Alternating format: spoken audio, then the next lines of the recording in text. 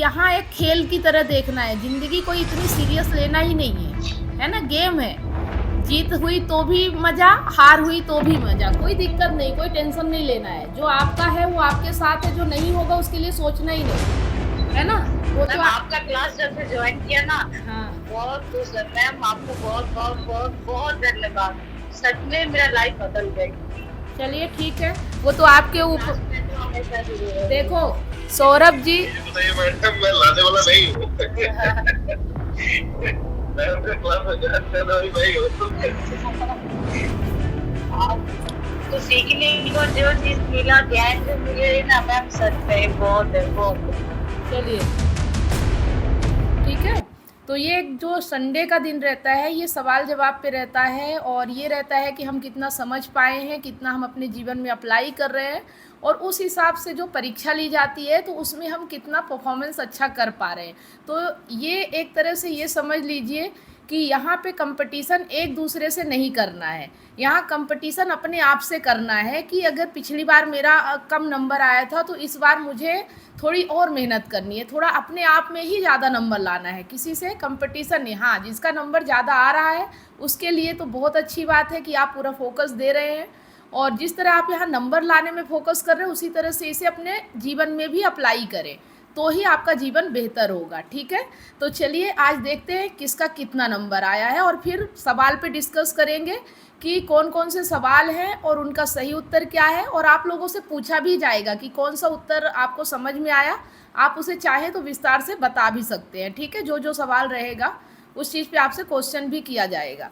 तो चलिए अपना अपना अगर आप स्क्रीनशॉट लिए हैं तो ठीक है, नहीं तो आप देख लीजिएगा कि कौन कौन सा सवाल आपने किया है, वो सब चीज़ें यहाँ पे बताई जाएंगी। ठीक है, तो चलिए मैं स्क्रीन शेयर करती हूँ। सबसे पहले आप लोगों के मार्क्स देखेंगे कितने आए हैं।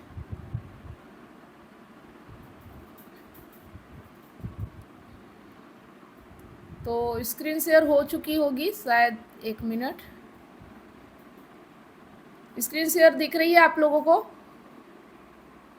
कोई भी एक माइक ओपन करके बताइए, स्क्रीन दिख रही है?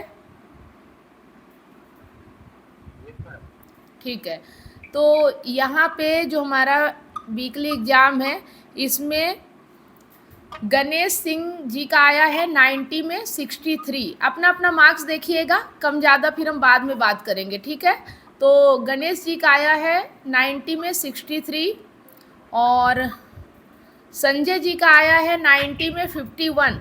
आप लोग लिख लीजिएगा अपना नंबर।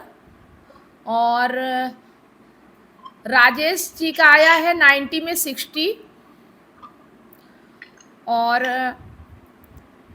संदीप जी का आया है 90 में 63, लेकिन 3 नंबर आपके मतलब आपने सही जवाब दिया है, उसका अंक आपको नहीं मिला है, वो हमने चेक किया था, तो टेक्निकल इशू की वजह से ऐसा हो गया है। तो आपके 66 हैं। ठीक है, संदीप जी आपके 66 हैं, और कृष्णा जी आपके 90 में 36 है, और यहाँ पे रानी जी का है 90 में 69, और सौरभ जी का है 90 में 54। ठीक है,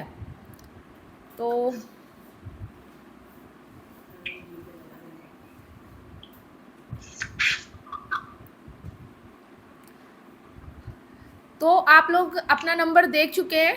इसमें से जो सबसे ज़्यादा अंक हैं वो हैं रानी जी के, सेकंड पे हैं संदीप जी, और थर्ड में हैं गणेश जी, और उसके बाद फिर सभी के, किसी के 60 आए हैं, किसी के 59 आए हैं, तो किसी के 39 आए हैं।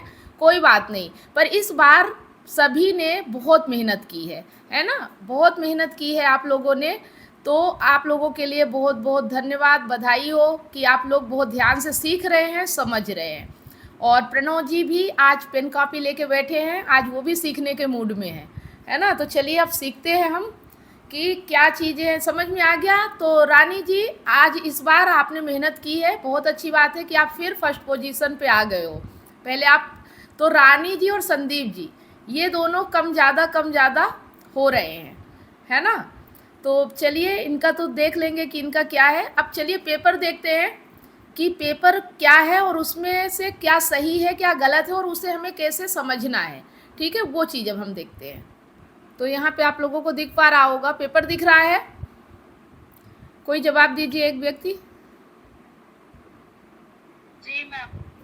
ठीक है, तो यहाँ पे है स्वयं के प्रति प्रेम का अर्थ क्या है और यह अहंकार से कैसे संबंधित है। ठीक है, ये देखना है स्वयं के प्रति मतलब अपने आप के प्रति। यहाँ मैं बताऊंगी, सभी लोग अपना अपना देखिएगा, जो चीज़ आप लोग नहीं कर पाए हो, नहीं समझ पाए हो, उसे आप मैनेज करिएगा, है ना। अगली बार आप लोगों को समझ में आ जाएगा। तो स्वयं माने खुद के प्रति प्रेम का क्या अर्थ है, मतलब अपने से प्रेम करना क्या कहलाता है और यह अहंकार से कैसे संबंधित है। ठीक है, तो स्वयं के प्रति प्रेम का अर्थ है अपनी पीड़ा का अंत करने की गहरी इच्छा, जो गहन अहंकार को दर्शाता है।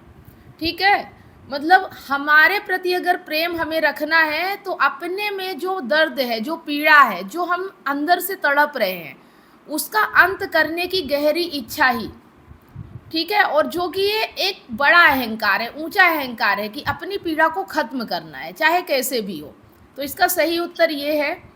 जो सेकंड इसका सही उत्तर है, स्वयं के प्रति प्रेम का अर्थ है आत्मा की खोज, जो अहंकार को नष्ट करके संसार को मिटाता है। मतलब स्वयं के प्रति प्रेम का अर्थ ये भी है कि आप आत्मा और सत्य की खोज में हैं, जिससे अहंकार नष्ट होता है। और अहंकार अगर नष्ट होता है तो जो अहंकार से निर्मित संसार होता है वो मिटता है। मतलब संसार प्रकृति नहीं मिटती है, जो अहंकार से निर्मित होता है वो संसार मिटता है। ठीक है, ये चीज़ समझ में आ रही है सभी लोगों को कि अपने प्रति प्रेम का मतलब क्या हुआ। लास्ट में आपसे पूछा भी जाएगा, जो भी नहीं समझ में आ रहा आप लिख के रखिएगा और जब पेपर ख़त्म होगा उसके बाद हम पूछेंगे। हाँ बोलिए।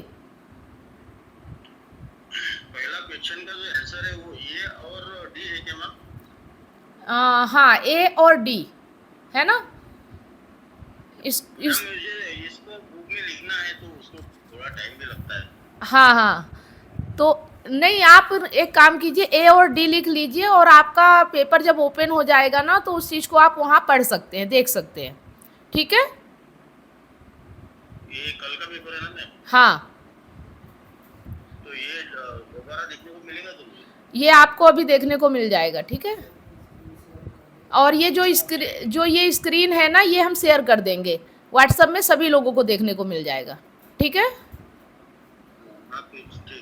ये पेपर जो है ये पूरा मैं व्हाट्सएप पे शेयर कर दूंगी, तो ये आप लोग एक बार और अच्छे से देख लीजिएगा।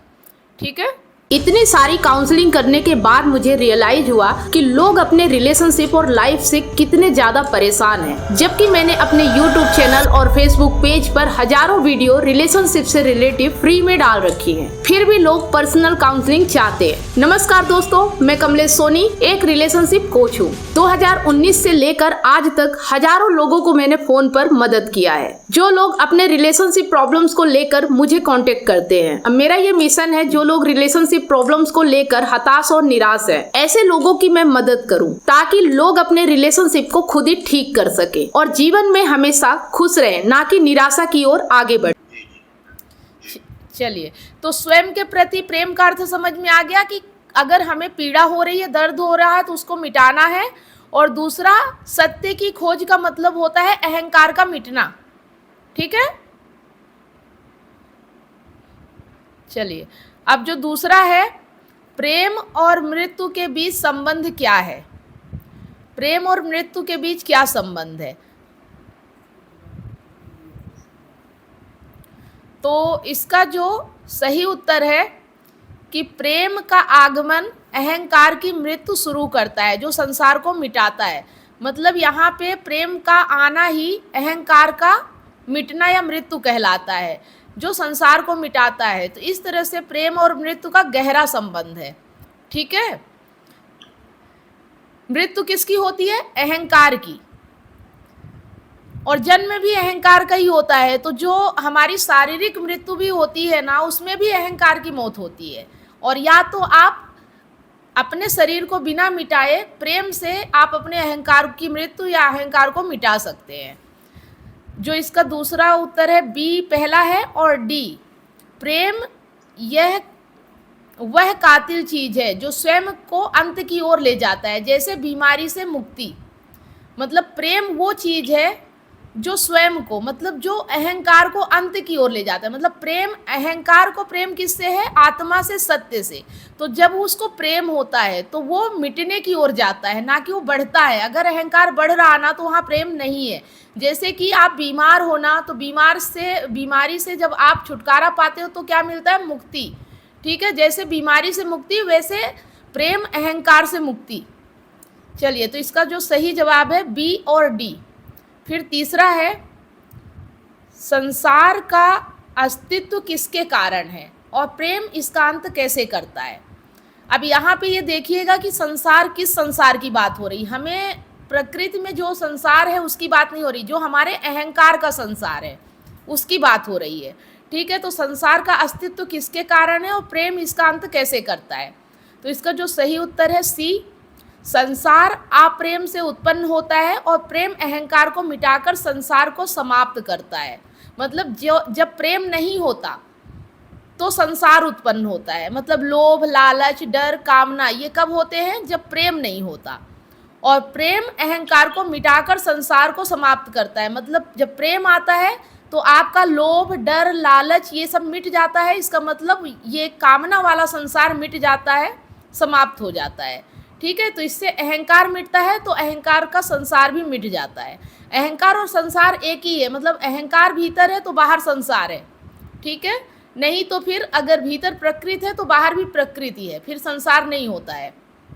हमारी दुनिया हमारे अहंकार की बनाई हुई होती है और इसीलिए हम इतना बेचैन और परेशान होते हैं। जो इसका दूसरा उत्तर है ई, संसार दुखी व्यक्तियों के अनुभव से बनता है। ठीक है, संसार किससे बनता है? दुखी व्यक्तियों के अनुभव से। और प्रेम उनके दुख को हटाकर संसार को बदल देता है। जब आपके जीवन में प्रेम आता है, जब आप किसी ऐसी वस्तु से प्रेम करते हो जो आपको मुक्ति की ओर ले जाती है, जो आपके अहंकार को मिटाती है, तो फिर आपका संसार बदल जाता है। फिर वो वाला संसार नहीं रहता जो आपको दुख देता है। ठीक है, फिर है चौथा, दुखी व्यक्ति का संसार क्या है और प्रेम इसे कैसे प्रभावित करता है। बी है इसका उत्तर, दुखी व्यक्ति का संसार दुख का अनुभव है और प्रेम इस अनुभव को बदल देता है। दुखी व्यक्ति का संसार उसका दुख है, उसके दुख का अनुभव है, वैसा ही उसका संसार है। अगर आप दुखी हो ना तो आपके संसार में दुख के अलावा और कुछ नहीं होगा। लेकिन जैसे ही आपके जीवन में प्रेम आता है वैसे ही आपका अनुभव बदल जाता है। फिर आपके लिए दुख और सुख कोई मायने नहीं रखते हैं। तो एक तो ये बी उत्तर हो गया और इसका ई उत्तर है, दुखी व्यक्ति का संसार उनके संबंधों से बनता है और प्रेम इन संबंधों का दुख मुक्त करता है, इन संबंधों को दुख मुक्त करता है। मतलब दुखी व्यक्ति का संसार उनके संबंधों से बनता है। हमें दुख हमेशा हमारे संबंधों से, जैसे अगर हमारे संबंध में लालच है, डर है, कामना है और ईर्ष्या है, द्वेष है, ये सब अगर है तो हमारा संसार दुखी होगा, हमारे संबंध भी पूरे दुखी ही रहेंगे। और प्रेम इन संबंधों को दुख से मुक्त करता है। जब आपके जीवन में प्रेम आता है तो आपके जो भी संबंध होते हैं फिर उनमें दुख नहीं होता, उनमें या तो प्रेम होगा या तो करुणा होगी। ठीक है, तो दुख कब होता है? जब अहंकार संसार बनाता है। पांचवा है, अध्यात्म और अच्छे कार्यों जैसे कि एंटी नेटलिज्म के बीच संबंध क्या है। मतलब अध्यात्म और अच्छे कार्यों के बीच क्या संबंध है। तो इसका जो उत्तर है बी और डी। अध्यात्म का अर्थ सच्चाई की खोज और अहंकार का विश्लेषण है, जो अच्छे कार्यों को गहराई देता है। अध्यात्म का मतलब है सच्चाई की खोज, मतलब जो भी आपके जीवन में चल रहा है उसमें सच्चाई कितनी है। और अहंकार को विश्लेषण, मतलब अहंकार को अच्छे तरीके से जानना, जो फिर आपके अच्छे कार्यों को गहराई देता है, फिर आपके अच्छे कार्यों में आपकी रुचि को बढ़ा देता है। ठीक है, और इसका दूसरा उत्तर है डी। अध्यात्म के बिना अच्छे कार्य एक बिंदु पर आकर रुक जाते हैं क्योंकि उनमें गहराई की कमी होती है। अगर आपके जीवन में अध्यात्म नहीं है ना तो आप ऊंचे काम कर ही नहीं पाओगे, एक समय पे आके आप रुक जाते हो, फिर उससे आगे आप नहीं बढ़ पाते हो। तो अगर आप ऊंचाई को छूना चाहते हो तो अपना ज्ञान होना चाहिए। अध्यात्म का मतलब है अपना ज्ञान, आत्मज्ञान। ठीक है, चलिए, तो ये समझ में आ गया सभी लोगों को? बोलिए कोई एक माइक ओपन करके। प्रेम बुक का समझ में आ गया आप लोगों को? जी मैम, प्रेम बुक का समझ में आ गया। चलिए, अब नीचे कर, भी हुआ वो भी याद। हाँ, अब इसमें अष्टवक्र गीता का देखते हैं कि अष्टवक्र गीता में जो सवाल है, स्वयं और जगत को प्रकाशित करने वाली सत्ता का क्या अर्थ है? मतलब जो हमें प्रकाशित करे और जो जगत को भी प्रकाशित करे, वो सत्ता क्या है? तो इसका जो उत्तर है ए और बी। यह आत्मा और ब्रह्म की एकता को दर्शाता है। मतलब ये चीज़ दिखाता है कि जो आत्मा है और जो ब्रह्म है, ब्रह्म मतलब प्रकृति, और आत्मा जो हमारे भीतर चेतना बन के रहती है, तो वो दोनों एक ही है, उनमें कोई अंतर नहीं है। जो आपके भीतर है वही बाहर है।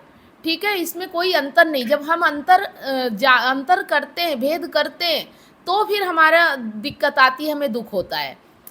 बी है, यह शरीर और जगत के बीच अज्ञान द्वारा बनाई गई सीमा को हटाता है। मतलब शरीर और जो जगत है वो है एक ही, लेकिन हम अज्ञान के कारण इसमें सीमा बना देते हैं, इसमें भेद कर देते हैं, उसको ज्ञान हटा देता है। ठीक है, कि कोई भेद नहीं है। चलिए, तो ये हो गया स्वयं और जगत के प्रकाशित करने वाली सत्ता का क्या अर्थ है, कि वो आत्मा और ब्रह्म को एक समझता है और जो हमने अपने अज्ञान से सीमा बनाई होती है उसे हटा देता है। ठीक है, फिर दूसरा जो है, शरीर और जगत में भेद क्यों उत्पन्न होता है? तो यहाँ पे शरीर और जगत में भेद उत्पन्न क्यों होता है? क्योंकि जबकि ये एक है, लेकिन होता क्यों है? तो इसका जो उत्तर है बी और सी। अज्ञान के कारण जो शरीर को विशेष मानता है, इसलिए अज्ञान के कारण और अहंकार के कारण जो शरीर और जगत को पृथक करता है। तो देखिए, जो पहला सवाल है और जो दूसरा सवाल है लगभग सेम ही है, कि अज्ञान के कारण और अहंकार के कारण ही हम संसार में, जगत में भेद करते हैं। ठीक है, शरीर और जगत में भेद क्यों उत्पन्न होता है, इस चीज़ को समझ में आ गया कि जब तक हम अज्ञानी होंगे और अहंकार हमारे मतलब भीतर है, तब तक हम दुखी रहेंगे, परेशान रहेंगे और संसार को अलग और अपने आप को अलग ही समझेंगे। ठीक है, तो तीसरा है, या तो सारा जगत मेरा है या कुछ भी नहीं का अर्थ क्या है? तो यहाँ पे जो सही उत्तर है सी और ई। यह अपूर्णता को समाप्त कर पूर्णता या शून्यता को स्वीकार करता है। या तो सारा जगत मेरा है, इसका मतलब है या तो सारा जगत मेरा है तो मुझे कुछ चाहिए नहीं। ठीक है, तो ये अपूर्णता को हटाता है, आपके अधूरेपन को, क्योंकि मेरे पास कुछ ऐसा है ही नहीं जो अधूरा है, जो मुझे संसार से चाहिए, क्योंकि इस पूरा संसार ही मेरा है। ठीक है, और अगर कुछ नहीं है, संसार अगर मेरा नहीं है, तो फिर मुझे कुछ भी नहीं चाहिए। ठीक है, तो ये शून्यता को, या तो पूर्णता या तो शून्यता को दर्शाता है। या तो मैं शून्य हूँ, कुछ भी नहीं चाहिए, और अगर चाहिए तो सब कुछ मेरे पास है, फिर मुझे कुछ और अलग से नहीं चाहिए। ये जानना कि मैं पूर्ण हूँ, मैं शून्य हूँ। ठीक है, या तो सारा जगत मेरा है या कुछ भी नहीं, तो टेंशन लेने की ज़रूरत ही नहीं है। अगर है तो सब कुछ है और नहीं तो कुछ भी नहीं है। बीच वाला तो कुछ है ही नहीं ना, कि मैं अधूरा हूँ, अपूर्ण हूँ, मुझे कुछ चाहिए, ऐसा कुछ सोच ही नहीं रखनी है। ठीक है, जो ई उत्तर है इसका, कि यह ममत्व और कर्ता भाव के अभाव को दर्शाता है। ठीक है, ममत्व और कर्ता भाव, जो हमारे अंदर मोह होता है और जो हम कर्ता भाव का अभाव होता है, ममत्व और कर्ता भाव के अभाव को दर्शाता है। ये दिखा देता है कि जब ऐसा कुछ है ही नहीं, तो फिर न मोह करने की ज़रूरत है और ना ऐसा है कि कुछ करना नहीं है, इसका अभाव भी नहीं होना चाहिए। ठीक है, तो ये चीज़ हमें समझ में आ रही होगी कि कर्ता भाव के अभाव को दर्शाता है और ममत्व और कर्ता भाव। ठीक है, कर्ता भाव को समझ में आ रहा आप लोगों को ना, कर्ता भाव क्या है, कि कर्म करने का भाव, तो उसका अगर अभाव होता है कि हमें कुछ करना नहीं, उस चीज़ को ये दिखा देता है कि आप अधूरे हो, अपूर्ण हो, इसलिए ये सब सोच रहे हो। नहीं, इतना सब सोचने की ज़रूरत नहीं है। शरीर और जगत, चौथा है, शरीर और जगत के पदार्थों में समानता कैसे स्थापित होती है? मतलब जो हमारा शरीर है और जो संसार है, पदार्थों में समानता कैसे स्थापित होती है? तो इसका जो सही उत्तर है ए और डी, जब दोनों को प्रकृति का हिस्सा माना जाता है। जो हमारा शरीर है और जो ये जगत में पदार्थ है, ये दोनों ही प्रकृति का हिस्सा है, इससे अलग नहीं मानना, ठीक है। तब जाके हमें ये समानता दिखती है। और जब शरीर को जगत के समान तटस्थ दृष्टि देखा जाता है, जब शरीर को जगत के समान, जब शरीर को भी ये देखा जाता है कि ये भी संसार की वस्तुओं के बराबर ही है, कोई अंतर नहीं है, न पत्थर में, न पेड़ में, न जो भी वस्तुएं हैं, और हमारा शरीर सेम प्रकृति ही है दोनों। तो ये चीज़ हमें समझना है कि ना बाहर कुछ अंतर है, ना कुछ भीतर अंतर है। तो शरीर और जगत के पदार्थों में समानता कैसे स्थापित होती है, ये जान के, ठीक है ना, कि जब दोनों की प्रकृति हिस्सा माना जाता है और जब शरीर को जगत के समान तटस्थ दृष्टि से देखा जाता है। फिर है इसका जो 5वां, मुक्ति का अर्थ क्या है और यह अहंकार से कैसे संबंधित है। तो यहाँ पे डी और ई, मुक्ति किसी वस्तु को विशेष ना मानना है। मतलब किसी भी चीज़ को महत्व दोगे तो आप बंधन में बंध जाओगे, किसी भी चीज़ को विशेष मानना ही नहीं तो आप मुक्त हो, ठीक है। और मुक्ति अहंकार को तोड़कर प्रकृति का तटस्थ अवलोकन करना। मतलब जो दूसरा उत्तर है इसका कि मुक्ति का मतलब है अहंकार को तोड़कर प्रकृति का तटस्थ अवलोकन करना, अहंकार को मिटा के और प्रकृति को सही तरीके से उसका अवलोकन करना, बिल्कुल तटस्थ होके, ठीक है, डट के। चलिए, तो ये हो गया हमारा अष्टवक्र गीता के 5 क्वेश्चन जो थे। तो यहाँ पे चीज़ें समझ में आ गई। अभी आप लोग लिखिए, जो चीज़ नहीं समझ में आ रही उसे हम समझेंगे और अच्छे से समझेंगे। ये एक तरह से आपका रिवीजन है हफ्ते भर का, और इसमें भी बहुत कुछ समझना है और इसके बाद भी चलता रहेगा। एकदम से ऐसे ज्ञानी कोई भी नहीं बन जाता है ना, हमें धीरे धीरे ही समझना है। चलिए, अब जो हमारा गीता का है, आवाज़ ना आए तो बता दीजिएगा। आ रही है आवाज़? ठीक है। अब ये गीता का है कि प्रकृति का अर्थ क्या है और यह व्यक्तियों के लिए कैसे भिन्न होती। देखिए, आप एक चीज़ नोटिस कीजिएगा, प्रेम बुक, अष्टवक्र गीता और गीता में सब कुछ बात कहाँ की हो रही, प्रकृति और अहंकार की।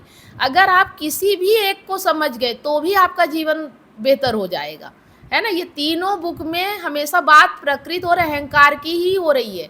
तो हमें इन दो को ही समझना है, बहुत ज़्यादा सोचना नहीं है। अगर ये चीज़ समझ में आ गई तो समझ लीजिए कि आप सब कुछ समझने लगेंगे, है ना। तो प्रश्न है, प्रकृति का अर्थ क्या है और यह व्यक्तियों के लिए कैसे भिन्न होती है। मतलब प्रकृति का अर्थ क्या है और व्यक्तियों के लिए, जो हम लोग हैं, हमारे लिए भिन्न कैसे है। तो यहाँ पे जो ए और बी उत्तर है कि प्रकृति वह है जो प्रत्येक व्यक्ति के लिए उसकी चेतना के स्तर के अनुसार भिन्न होती है। मतलब प्रकृति भिन्न नहीं होती है, लेकिन आपका अहंकार, आपकी चेतना कैसी है उसके अनुसार आपको भिन्न दिखाई देती है, ठीक है। तो अपने चेतना को देखना है, ना कि प्रकृति कुछ अलग है। फिर यहाँ पे है बी, प्रकृति वह पर्यावरण है जो व्यक्ति के अनुभव और स्थिति के आधार पर बदलता है। फिर आपका जो संसार है, जो आपकी प्रकृति है, वो आपके व्यक्ति के अनुभव, आपके अनुभव और स्थिति के आधार पर बदलता है। जैसा आपका अनुभव होगा, जैसा आपकी स्थिति होगी, वैसे आपकी प्रकृति होगी, आपका पर्यावरण होगा, ठीक है। प्रकृति का अर्थ क्या हो गया, जो आपके अनुभवों से और आपके लिए, मतलब आपकी चेतना, ठीक है, चेतना का स्तर क्या है उसके अनुसार होती है आपकी प्रकृति। जैसे जैसे आपके चेतना का स्तर बढ़ता है, जैसे जैसे आपका माहौल, जैसे जैसे आपकी स्थिति बदलती है, वैसे वैसे आपका बाहरी माहौल भी बदलता है। इसीलिए हम कहते हैं कि अगर बाहर कोई प्रॉब्लम है ना, तो उसे बाहर से ठीक मत करो, अपनी चेतना अपने भीतर देखो, अपने आप बाहर की स्थिति बदल जाएगी, क्योंकि वो आपके चेतना पे निर्भर करती है, ठीक है, आपके अनुभव पे निर्भर करता है आपका जो बाहर का संसार है। फिर नीची चेतना और ऊंची चेतना में क्या अंतर है, दूसरा क्वेश्चन है। इसका जो सही जवाब है बी और सी। नीची चेतना प्रकृति में ऐसी संलिप्तता है जो और संलिप्तता को बढ़ाती है। मतलब आप अगर प्रकृति में किसी चीज़ से बंध रहे हो ना, तो वो और आपको बांधती चली जाएगी। आपको प्रकृति में मुक्ति नहीं मिल सकती, आपको जो आपका संसार है उसमें कभी भी मुक्ति नहीं मिलेगी, उसमें बंधन ही मिलता है। और ऊंची चेतना क्या है, मतलब नीची चेतना, संसार से लिप्त होना नीची चेतना। ऊंची चेतना प्रकृति का उपयोग कर उससे आगे बढ़ने की स्वीकारोक्ति है। मतलब जो आप जहाँ भी हैं, उस जगह का इस्तेमाल करके, उस वस्तु का, उस व्यक्ति का, जो भी आपके साथ है उसका इस्तेमाल करके उससे ऊपर जाना है, ना कि वहीं पे अटक जाना है, ना उससे नीचे जाना है। ठीक है, उससे मुक्त होना ही ऊंची चेतना कहलाती है। और नीची चेतना क्या है? जो उसमें फंसता चला जाए। समझ में आ गया? ऊंची चेतना, मुक्त होना, जो भी बंधन हमारे जीवन में है हमें उससे मुक्त होना, ऊंची चेतना। और जो हमें बांधता चला जाए, जो मोह में फंसाता चला जाए, वो नीची चेतना है, वो अहंकार है। ठीक है, चलिए अब तीसरा है, प्रकृति के प्रति सही रवैया क्या है। अब जब इतना सब कुछ हमने समझा तो प्रकृति के प्रति हमारा रवैया कैसा होना चाहिए। तो यहाँ पे जो उत्तर है सी और ई, प्रकृति को एक पुल की तरह उपयोग करें, उससे आगे बढ़ना है। जैसे हम नदी पार करते हैं पुल के उपयोग से, जो पुल बनी होती है, तो हम इस किनारे से उस किनारे जाते हैं पुल के माध्यम से। वैसे ही प्रकृति होती है, संसार होता है, इसके माध्यम से हमें मुक्ति तक जाना है। अभी हम बंधन में हैं और हमें मुक्ति तक जाना है, तो इसका पुल की तरह उपयोग करना है, ना कि पुल पे ही बस जाना है, पुल को ही पकड़ लेना है, तब तो आप पार ही नहीं जा पाओगे, है ना। तो ई है, प्रकृति के प्रति कृतज्ञता रखकर उसका सम्यक उपयोग करना। मतलब प्रकृति को धन्यवाद देना है कि जो भी मिला है बहुत अच्छा है, कोई शिकायत नहीं है, कोई गिला शिकवा नहीं करना है, और जितना हमारे पास है जो भी है उसी का उपयोग करके, ठीक है, हमें प्रकृति के प्रति कृतज्ञता रखकर उसका सम्यक उपयोग करना है। आगे बढ़ने में, मुक्ति की ओर जाने में उसका उपयोग करना है, ना कि उसे छोड़ देना है। ठीक है, ये चीज़ समझना है। हमें बाहर से कुछ छोड़ के सन्यासी नहीं बनना है, हमें अपने मन, अपने अहंकार को समझना और उसे मिटाना है। ठीक है, चौथा है, यज्ञ का अर्थ क्या है और यह कैसे संपन्न होता है। तो यज्ञ का अर्थ है, यज्ञ संशय और मौन जैसे विषयों की आहुति देकर जिज्ञासा को अपनाना है।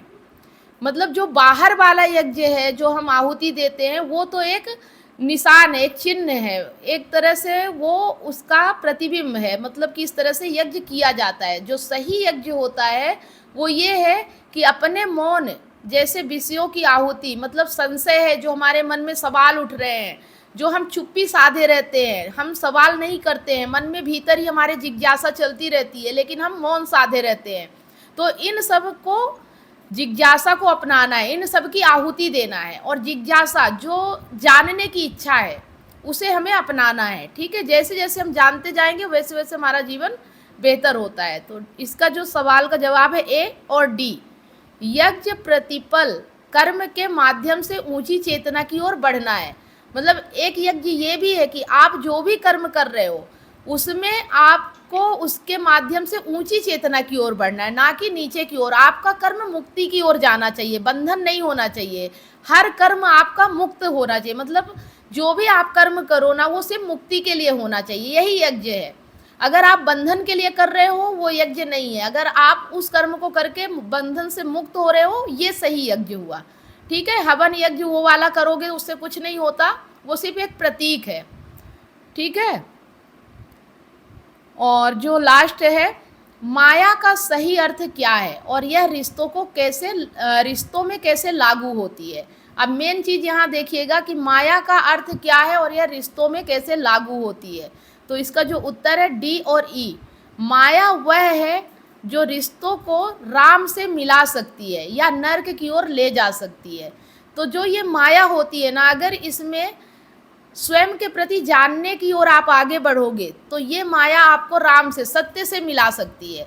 लेकिन अगर इसमें ज्ञान नहीं है, अज्ञान है, तो यही माया नर्क की ओर भी ले जा सकती है। तो ज्ञान है तो माया सहयोगी बनेगी, और अज्ञान है तो यही माया आपको नर्क में भी धकेल देगी। इतनी पावर होती है माया। माया से पार नहीं जा सकते हो, बस माया का उपयोग करके आप आगे बढ़ सकते हो।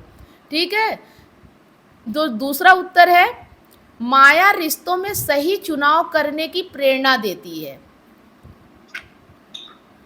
ओके, माया मतलब दिखाती है कि आपके रिश्ते सही है या गलत है। माया का मतलब होता है जो भी आपके भीतर मतलब मन में जो चल रहा है, जो दिन भर आपको प्रभावित करता है, वो माया है। लेकिन अगर आप ये समझ जाते हो कि ये माया है, इसे जान लेते हो, तो यही माया आपको सही दिशा देने में भी उपयोगी होती है। ठीक है, बस जानना।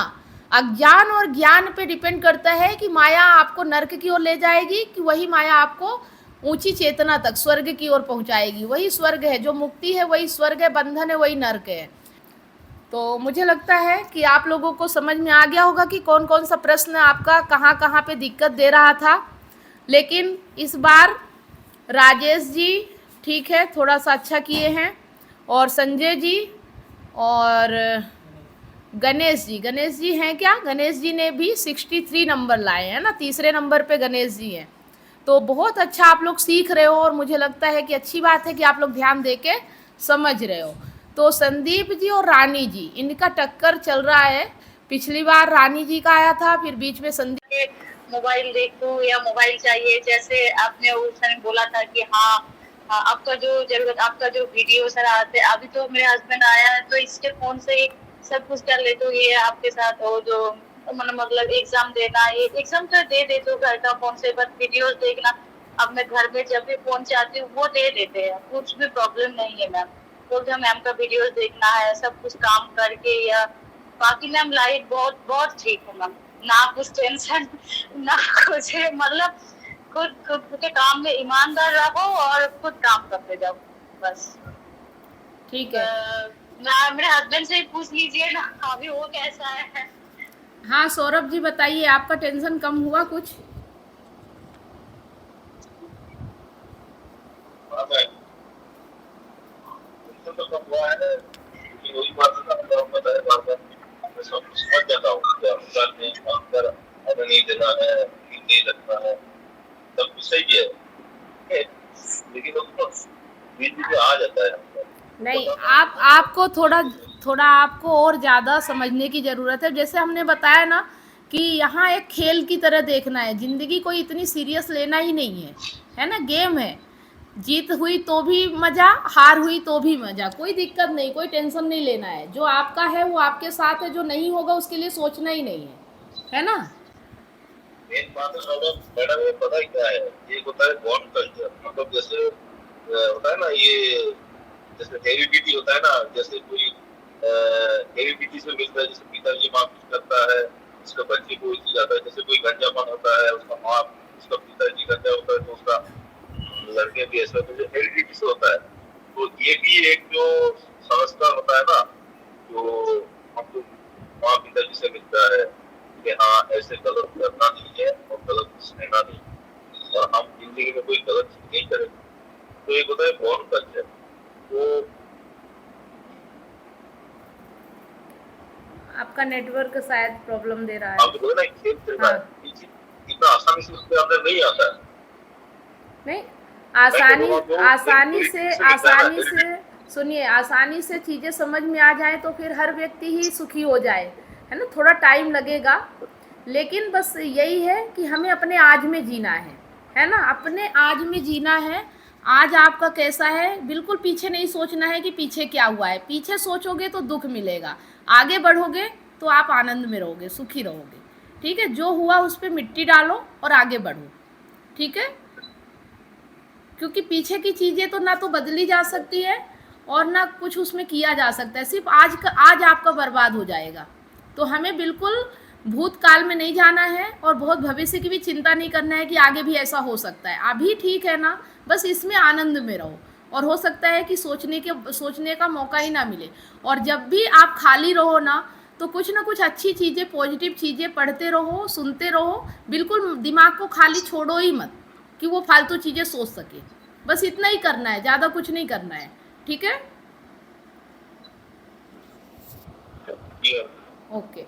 हम आपके बात सब कुछ समझते हैं, सब कुछ जानते हैं, मेन चीजें पकड़ लिया, तो उम्मीद नहीं रखना है, हाँ, अहंकार का मतलब क्या होता है, क्या सत्य है, क्या प्रकृति, मैं सब समझता हूँ। लेकिन मेन बात यही है ना कि अहंकार चाहेगा कि आपके अंदर ये हावी होना, ये चीज हो जाता है। नहीं, बस अगर दुख आ रहा है ना, अगर दुख आ रहा है या कोई चीज, हाँ, डर, ये जो डर आ रहा है ना, इसलिए आप दूसरे को ज़्यादा महत्व दे रहे हो, इसलिए आप महत्व देना बंद करो। जो है ठीक है, नहीं है तो भी ठीक है, बिल्कुल महत्व देना बंद करो कि वो है तो ही आपकी ज़िंदगी है, उसके बिना भी आप जीने में काबिल हो, सक्षम हो। अगर उसे कोई और मिल सकता है तो आपको भी कोई और मिल सकता है, बिल्कुल डरना नहीं है, ठीक है।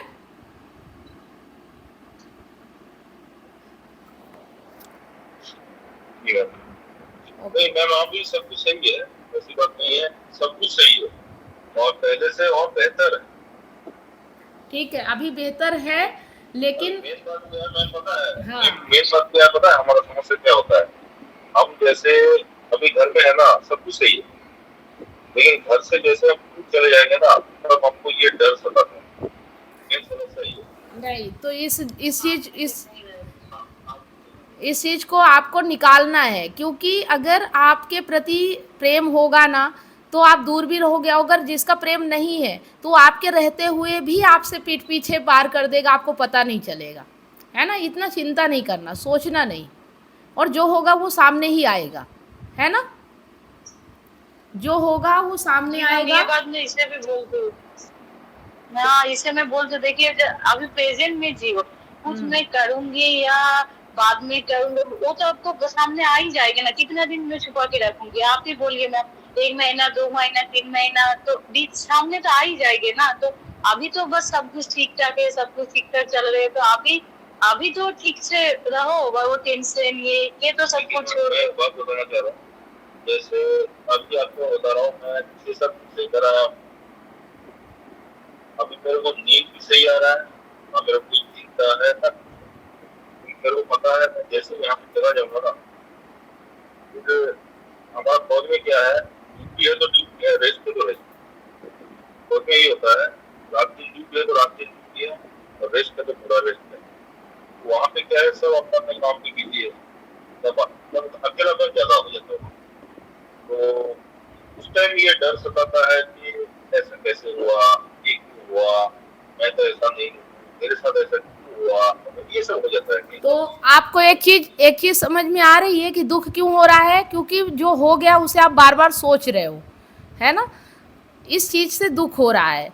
और आपको डर, उसको रोक के कैसे, मैं यही समझ नहीं आ रहा है ना, उसको रोक के कैसे। उसको रोकने का एक ही उपाय है, सुनिए, उसको रोकने का एक ही उपाय है कि आपको ये समझना होगा, अगर आपको इस चीज़ का डर है कि मैं बाहर जाता हूँ इसलिए मुझे ऐसा होता है, तो आप क्या यहाँ आ सकते हो, इनके साथ रह सकते हो, अगर आप ये कर सकते हो तो ये करो। उसके लिए ये उसके लिए एक समस्या है, मेरा भी 3 महीने का कमांडो ट्रेनिंग, 3 महीने की मेरा ट्रेनिंग है, उसके बाद हम इसको रख सकते हैं। 3 महीना 4 महीने का एक समस्या है। हाँ, तो 3 महीने, ये ट्रेनिंग तीन खत्म किया जाए। 3 महीने बाद आप आओगे, तब तक आप थोड़ा सा अपने मन को संभालो, समझाओ कि मैं जहाँ नहीं हूँ वहाँ मैं कुछ कर नहीं सकता हूँ, तो इसलिए उसके बारे में अभी नहीं सोचना, मैं जहाँ हूँ वहाँ सही तरीके से आपको अपना काम करना है, ठीक है, मेहनत करो, दिमाग अपना काम में लगाओ। हाँ बोलो। मैम इसे वही तो मैं बोलती हूँ, आपका सामने जो ट्रेनिंग है आप बस सिर्फ वहाँ पर ही फोकस करो और कुछ मत सोचो क्या है क्या नहीं है। मेरे सामने जो है वो आपका जो लक्ष्य है ना, वही आप देखो, बस आगे पीछे कुछ भी मत देखो। मैं उससे बार बार यही बोलती हूँ, आपका जो चलो 3 महीने ठीक है, का जो है और उस पर पूरा फोकस दो। ये इसलिए, तो क्या बोलते हो, मैं पता है हाँ तो कुछ सही था, पूरे तो ऐसा ये सब का जरूरत मेरे को कुछ था क्या? चलो, यही है, सीखा ही रही है। नहीं ठीक है, ठीक है, देखो अभी अभी आप दोनों मस्त हो ना, बस इस पल को एंजॉय करो, क्योंकि कल का किसी ने नहीं देखा कल क्या होगा, ठीक है, कल की चिंता छोड़ो और आज में जियो, मस्त रहो, ओके, चलिए। अभी मैम सब कुछ ठीक ठाक है, बहुत बढ़िया है। वो तो मैम आपका क्लास जब से ज्वाइन किया ना, हाँ, बहुत खुश है मैम, आपको बहुत बहुत बहुत बहुत धन्यवाद। सच में मेरा लाइफ बदल गई। चलिए ठीक है, वो तो आपके ऊपर, क्लास में तो हमेशा जरूर रहेंगे। देखो सौरभ जी, ये बताइए मैडम, मैं लाने वाला नहीं हूँ। मैं उनके क्लास में ज्वाइन करने वाली नहीं हूँ। तो सीखने को जो चीज मिला, ज्ञान जो मिले ना मैम, सच में बहुत है बहुत। चलिए ठीक है सौरभ जी, आपके ऊपर अगर निर्भर रहेंगे तो फिर आपको ही संभालना पड़ेगा कि आपको इनको कैसे खुश रखना है। और अगर सौरभ जी अपने आप में डिपेंड हो जाते हैं तो अच्छी बात है, टेंशन ही नहीं है, कुछ भी हो, है ना। तो अब सौरभ जी को अपने आप पे अपने आप पे फोकस करना है, आपको भी मजबूत बनाना है अपने आप को, ठीक है। चलिए, मैं कोशिश बहुत कर रहा हूँ, बहुत कर रहा हूँ। हाँ, आप मजबूत रहेंगे तभी रानी जी खुश रहेंगी। अगर आप कमजोर पड़ जाओगे ना तो रानी जी फिर मजबूत इंसान ढूंढेंगी, इसलिए आपको ही मजबूत बनना है, समझ रहे हो। आपको डरने वाला और कायर नहीं बनना है। चलो, ठीक है।